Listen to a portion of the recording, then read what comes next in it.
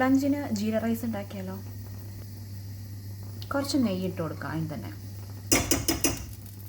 അതിലേക്ക് ആവശ്യത്തിന് ജീരകം, അതിലേക്ക് കഴുകി വെച്ചിരിക്കുന്ന 2 കപ്പ് അരി,